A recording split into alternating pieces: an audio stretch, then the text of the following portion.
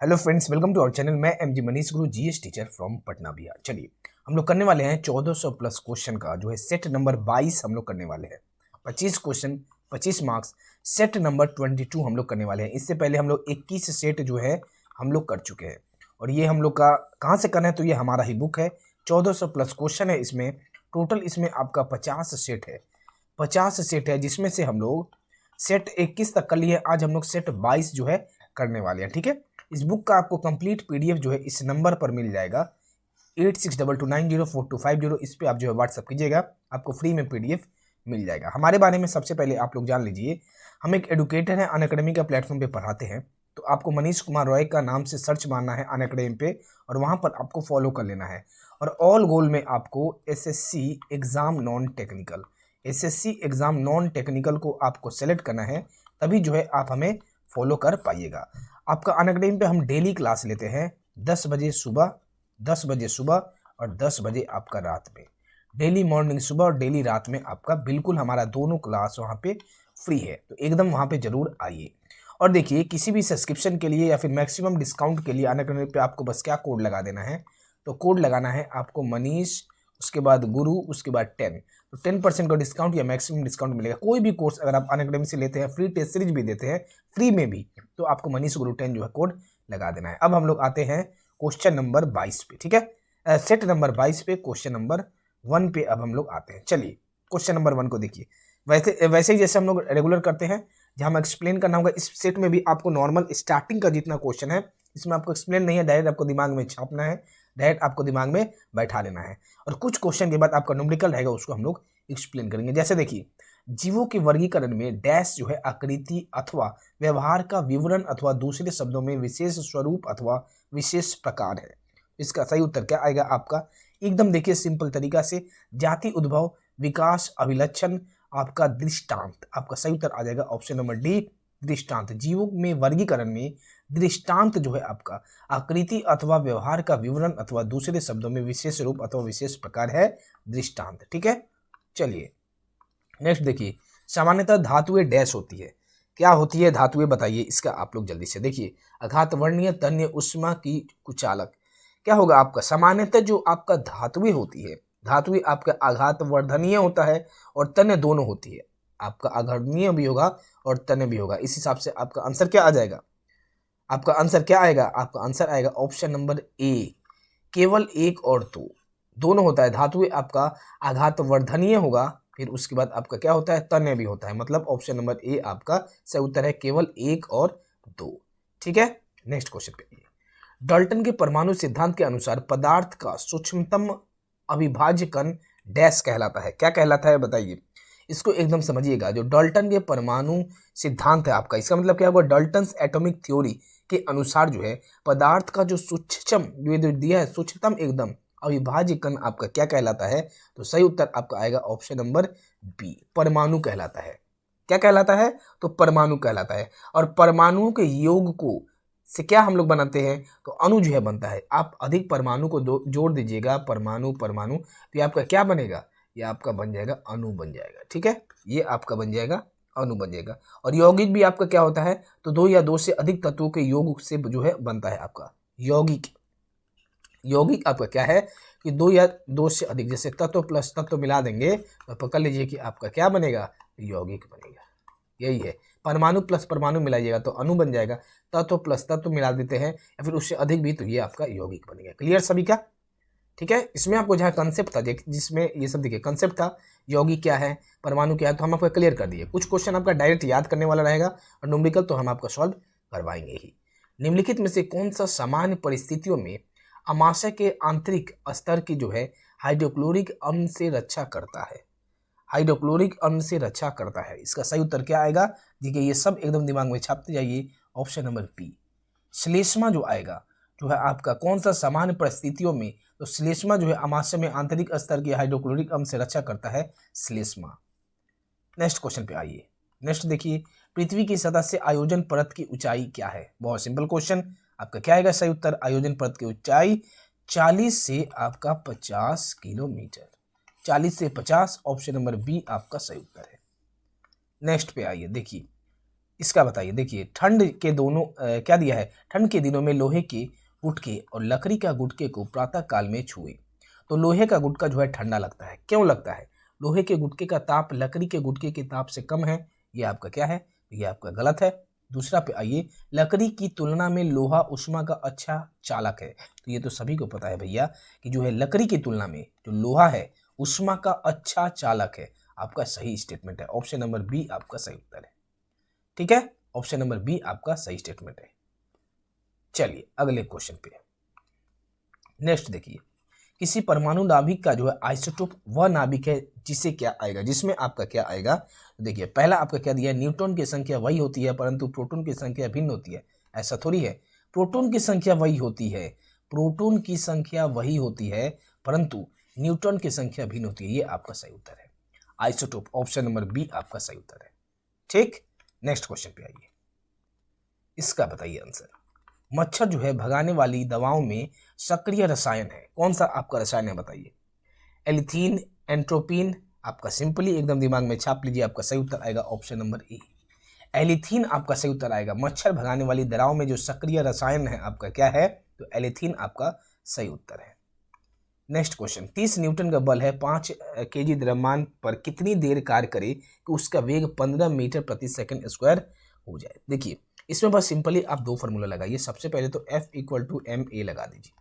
यहाँ से हम लोग क्या निकाल लेंगे, देखिए हमको क्या निकालना है, उसका वेग आपका 15 मीटर प्रति सेकंड हो जाए, कितनी देर कार्य करेगी उसका वेग 15 मीटर, मतलब आपको समय निकालना है सिंपली। ठीक है, तो सबसे पहले हम लोग यहाँ से क्या निकालेंगे, त्वरण निकालेंगे। तो A बराबर F by M, F by M, F आपका कितना दिया है, देखिए F आपका दिया है 30 न्यूटन, 30 बैठा लिए, बटे में आपका द्रव्यमान कितना दिया है 5 केजी, तो यहाँ पे 5 बैठा लिए, 5 6 मीटर प्रति सेकंड स्क्वायर। यहाँ तक तो क्लियर, आपका त्वरण आ गया 6 मीटर प्रति सेकंड स्क्वायर। उसके बाद देखिए हम लोग यहाँ पे क्या फॉर्मूला बैठा देंगे, simply V equal to U plus A T, V equal to U plus A T. आपका u यहाँ पे कितना है, 0 है, v आपका कितना है 15 है, देख लीजिए v आपका 15 है, u आपका 0 है, प्लस a आपका कितना आ गया 6 गुने t, तो t बराबर कितना आ जाएगा 15 बटे में 6। ये सब तो सॉल्व आराम से कर लीजिएगा, 15 बटे में 6 करिए, 6 दूनी 12 और प्लस 3 मतलब 6 कितना बार में 6 पचे 30, 2.5 सेकेंड आपका आंसर आ गया।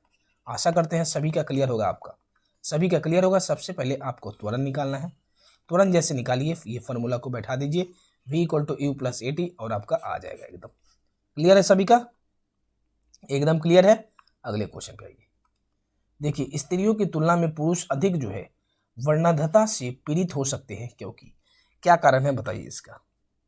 इसका आंसर क्या आएगा आपका, एकदम सोच समझ के आंसर बताइए। वे अधिक जो है मानसिक तनाव से गुजरते हैं, ये आपका गलत है। क्या है, वे अधिक मानसिक तनाव से गुजरते हैं, गलत है। वे अधिक देर से घर से बाहर रहते हैं, ये भी गलत है। उनमें केवल एक एक्स क्रोमोसोम होता है, बिल्कुल भी आपका जो है लॉजिकली ऑप्शन नंबर सी सही उत्तर है। स्त्रियों की तुलना में पुरुष जो है अधिक वर्णांधता से पीड़ित हो सकते हैं, क्योंकि उनमें केवल एक एक्स क्रोमोसोम, एक आपका रहता है एक्स क्रोमोसोम। मेल में आपका, पुरुष में क्या होता है, एक एक्स वाई होता है, और आपका फीमेल में क्या होता है, देखिए फीमेल में आपका क्या होता है 2 एक्स है। यही चीज का बात किया गया है कि यहाँ पे आपका क्या है, एक आपका एक्स क्रोमोसोम होता है। नेक्स्ट बताइए, जंग लगना है क्या है आपका बताइए, विद्युत अपघटन, ऑक्सीकरण, रेडॉक्स अभिक्रिया या फिर अपचयन। आपका सही उत्तर क्या आएगा, सिंपली आपका सही उत्तर ऑप्शन नंबर सी। ठीक है, आपका जंग लगना का आंसर क्या आएगा, तो ऑप्शन नंबर सी आपका सही उत्तर है। ऑप्शन नंबर सी रेडॉक्स अभिकरण, ऑक्सीकरण है और आपका अपचयन है। नेक्स्ट क्वेश्चन पे आइए, इसका देखिए निम्नलिखित में से कौन सा एक जो है संगणक या जो है कंप्यूटर का मुख्य निकाय है। कंप्यूटर का मुख्य सीपीयू, कीबोर्ड, उसके बाद माइक्रोचिप, मदरबोर्ड। एकदम सिंपल, आप लोग जानते हैं कि मदरबोर्ड ही सब कुछ आपका ये है। तो संगणन या कंप्यूटर का मुख्य निकाय क्या है, मदरबोर्ड जो है आपका सही उत्तर आएगा। जनरली हम लोग सुनते भी है, मदरबोर्ड आपका सही उत्तर आएगा। नेक्स्ट देखिए, बिजली से धातु चढ़ाने का क्रिया या गैल्वेनीकरण में निम्नलिखित में से किस धातु का उपयोग किया जाता है। बहुत सिंपल, जिंक का जो है किया जाता है, जिंक का किया जाता है। ऑप्शन नंबर ए आपका सही उत्तर है, जस्ता का आपका किया जाता है। बिजली से धातु चढ़ाने की क्रिया ये गैल्वनीकरण में निम्नलिखित में से किस धातु का उपयोग किया जाता है? तो जस्ता जो है आपका सही उत्तर आएगा। 13 नंबर का क्या आएगा? जस्ता आपका सही उत्तर है। ठीक है, नेक्स्ट क्वेश्चन पे आइए। देखिए, सूखी बर्फ या ड्राई ऑक्साइड क्या है आपका? अब इसमें हम आपको क्या बताएं, ड्राई आइस या फिर सूखी बर्फ आपका क्या है? बहुत सिंपल क्वेश्चन, एकदम सोलिड कार्बन डाइऑक्साइड। सोलिड आपका जो है आपका कार्बन डाइऑक्साइड को ही क्या क्या कहते हैं? तो आपका एक तो इसी को कहा जाता है ड्राई आइस। ड्राई आइस जो है आपका इसी को कहा जाता है, या फिर सूखी बर्फ। अगला क्वेश्चन देखिए, कूपिका डैश के भीतर गुब्बारे जैसी संरचनाएं हैं, क्या आएगा? इसको एकदम समझिए और बताइए इसका। देखिए, कूपिका का जो अंग्रेजी नाम क्या होता है? कूपिका का आपका अंग्रेजी नाम, इसको आप लोग जान लीजिए, पुलमोनरी एल्वियोली होता है। Pulmonary alveoli. तो आपको जो ये दिया गया है, कूपिका का आपका अंग्रेजी नाम सभी को पता है। ये फेफड़े के भीतर गुब्बारे सदृश वैसी रचनाएं हैं जिनका जरिए जो आपका कार्बन डाइऑक्साइड रक्त से अलग होता है और ऑक्सीजन रक्त से प्रवेश करता है। मतलब आपका ऑप्शन नंबर कूपिका जो है फेफड़े के भीतर गुब्बारे जैसी संरचनाएं हैं। ऑप्शन नंबर ए आपका सही उत्तर है। ठीक है, ऑप्शन नंबर ए आपका जो है सही उत्तर है। 15 का क्लियर सभी का? नेक्स्ट क्वेश्चन पे आइए, इसका बताइए, निम्नलिखित में से किसकी जो है इलेक्ट्रॉन बंधुता सबसे कम है? इलेक्ट्रॉन बंधुता सबसे कम है तो आपका देखिए फ्लोरीन, क्लोरीन, ब्रोमीन, और आपका एक क्या है? आर्गन। आपका ऑप्शन नंबर डी आपका सही उत्तर आर्गन आएगा। क्यों आएगा जरा सा देखिए, इस चीज को समझिएगा। आर्गन आपका यहाँ पर है 18th ग्रुप में है, और सब ये फ्लोरीन है, क्लोरीन है, ब्रोमीन है, ये सब आपका 17th ग्रुप में। ठीक है, और क्वेश्चन में अब क्या बोला है देखिए, किसकी इलेक्ट्रॉन बंधुता सबसे कम है? इलेक्ट्रॉन बंधुता सबसे कम है। देखिए तो क्या है यहाँ पे दिया हुआ, ये तो पहले से ही आपका क्या है, आपका इसमें लास्ट में आपका कितना इलेक्ट्रॉन है? लास्ट में इसमें आपका आर्गन एक सभी को पता है कि एक नोबल गैस है, तथा इसकी जो 72 कक्षा में है 8 इलेक्ट्रॉन होते हैं। जितने भी आपका इनर्ट गैस हो गए सभी के 72 में आपका कितना? तो 8 इलेक्ट्रॉन आपके होते हैं। ठीक है, इसीलिए जो है आर्गन की इलेक्ट्रॉनिक बंधुता जो है सबसे कम होती है। आर्गन का यही कारण है, इलेक्ट्रॉन बंधुता सबसे कम होता है, क्योंकि ये 18th ग्रुप का है और इसका 72 कक्षा में 8 इलेक्ट्रॉन होते हैं। क्लियर? ऑप्शन नंबर डी आपका, यही आपका केवल एक 18th ग्रुप का है, और बाकी सब फ्लोरीन, ब्रोमीन और क्लोरीन, ये तीनों जो है आपका, ये तीनों आपका जो है तीनों आपका 17th ग्रुप में है। हाइड्रोजन गैस उसी को कहते हैं 17th ग्रुप को। इसका बताइए, अम्ल के विषय में निम्नलिखित में से कौन सा कथन सही है? 17 नंबर का एकदम सोच समझ के बताइए आंसर क्या आएगा। ठीक है, देखिए सबसे पहले वे लाल लिटमस को नीला कर देता है। अम्ल ऐसा थोड़ी करता है, ये तो आपका बेस का काम है, क्षारीय का काम है, तो आपका ये गलत हो गया पहला। वे नीली लिटमस को लाल कर देता है, ये सही है। उनका जो है पीएच मान 7 से कम होता है, ये भी आपका सही। जो पीएच स्केल होता है यहाँ पे आपका 7, या आपका 6, 5, तो इस साइड आपका क्या आ जाएगा? एसिडिक आएगा। यही चीज बोला गया है, मतलब आपका 2 और 3, केवल 2 और 3 आपका सही उत्तर है। क्लियर? बहुत सिंपल क्वेश्चन, केवल 2 और 3 आपका सही उत्तर है। नेक्स्ट क्वेश्चन पे आइए। प्रयोगशाला में सर्वप्रथम जो है डीएनए का आपको बताना है, बताइए जल्दी से। डीएनए का संश्लेषण सिंथेसिस किया था, किसने किया था? प्रयोगशाला में सर्वप्रथम डीएनए का संश्लेषण सिंथेसिस किया था, किसने किया था? 18 नंबर का आपका सही उत्तर क्या आएगा? सही उत्तर ऑप्शन नंबर क्या आएगा आपका? खुराना ने किया था। प्रयोगशाला में जो सर्वप्रथम है डीएनए का विश्लेषण किसने किया था? तो आपका खुराना ने किया था। और डीएनए जो है असंख्य छोटे छोटे जो है न्यूक्लियोटाइड अणुओं के रासायनिक संयोग से बना एक क्या विशालकाय अणु है आपका। ठीक है, डीएनए का फुल फॉर्म डीऑक्सोरिबोन्यूक्लिक एसिड। डीएनए क्या है आपका? डीऑक्सोरिबोन्यूक्लिक एसिड। नेक्स्ट देखिए, किस धातु से बनाया मिश्र धातु एलॉय हवाई जहाज तथा रेलवे के डिब्बों में पुर्जों के काम में लिया जाता है? बहुत सिंपल क्वेश्चन, सभी कोई जानते हैं। आपका इसका आंसर क्या आ जाएगा? ऑप्शन नंबर आपका सी जो है सही उत्तर है, एल्यूमिनियम आपका सही उत्तर आएगा। 19 का आपका सही उत्तर क्या आ जाएगा? एल्युमिनियम आपका जो है सही उत्तर आएगा। एल्युमिनियम की जो है एक मिश्र धातु से बनाया गया धातु हवाई जहाज तथा रेल के डिब्बों में पुर्जों में काम में लिया जाता है। एल्युमिनियम का क्या है कि आपका एल्युमिनियम एक ये सब क्या है आपका कि हल्का धातु है। एल्युमिनियम जो है आपका ये हल्का धातु है और इसमें जंग भी नहीं लगता है, एकदम जंग जो है एकदम नेग्लिजिबल के बराबर है, और यह संयुक्त अवस्था में विभिन्न अयस्कों में पाई जाती है। यह धातु ऊष्मा व विद्युत की सुचालक है। एल्युमिनियम के बारे में इतना सारा फीचर्स है, बहुत कुछ, इसीलिए जो है इसका हर एक जगह आपका जहाज में, रेल के डिब्बों में यूज किया जाता है। एक है कि इसमें जंग नहीं लगता है, बहुत हल्का धातु है, यही सब इसका मेन पॉइंट है। इसका बताइए, 180 मीटर ऊंची मीनार से एक वस्तु को गिराया जाता है, इसे ज़मीन पर पहुंचने में कितना समय लगेगा? जब यह ज़मीन पर पहुंचेगा तो इसका वेग भी क्या आएगा? एकदम इसको सिंपली तरीका से इसको सॉल्व कीजिए और इसका एकदम धीरे धीरे बताइए आंसर क्या आएगा। सभी कोई ट्राई कीजिए, इसका सॉल्व कीजिए, इसका क्या आएगा आंसर। देखिए इसमें हमका क्या क्या दिया गया है, सिंपली हम लोग 2 फार्मूला लगा लेंगे यहाँ से, तो हम लोग का आंसर आ जाएगा। एक हम लोग लगाते हैं, चलिए सबसे पहले हम लोग लगाते हैं S इक्वल टू, ये सभी को जानते हैं, UT plus half GT square, AT square GT आ गया। और प्लस क्यों आया? क्योंकि देखिए एक मीनार को गिराया जाता है, ठीक है, मीनार से एक वस्तु को नीचे की तरफ जैसे गिराइएगा, देखिए इसको नीचे की तरफ गिराइएगा +G, ऊपर की तरफ कोई भी चीज़ को फेंकिएगा -G। तो आपका ये क्लियर हो गया। अब बस इसमें वैल्यू पुट कर दीजिए। S आपका दूरी कितना दिया है? 180, तो 180 बैठा दिए। और यहाँ पर आपका क्या है, सिंपली U 0 है तो पूरा आपका 0 आ गया। और हाफ G का मान कितना दिया है? 10 दिया है। और हम लोग को यहाँ से क्या निकालेंगे? हम लोग यहाँ से T निकालेंगे, T स्क्वायर। 2 आपका कितना, अच्छा 2 आपका 5 बार में 5 से T स्क्वायर बराबर, मतलब T स्क्वायर बराबर कितना आ गया? तो T स्क्वायर बराबर 36 आ गया। 5 36 आ गया आपका, सिंपली है। T स्क्वायर आपका सिंपली 36 आ गया। T इक्वल टू आपका आ गया 6 सेकेंड। यहाँ तक एकदम clear. T equal to 6 second आपका आ गया। एक बार और दोबारा बस यही फार्मूला को, V square equal to U square plus 2GS, plus 2G क्यों हुआ? तो आपका नीचे की तरफ है इसलिए हुआ। और बस वैल्यू पुट कर दीजिए, तो V स्क्वायर यहाँ पे U तो पता है 0 है आपका, प्लस 2 आपका, फिर G कितना है आपका? G देखिए G आपका कितना है? G आपका 10 दिया गया है। और S आपका कितना गया है? तो S आपका दिया गया है यहाँ पे 180।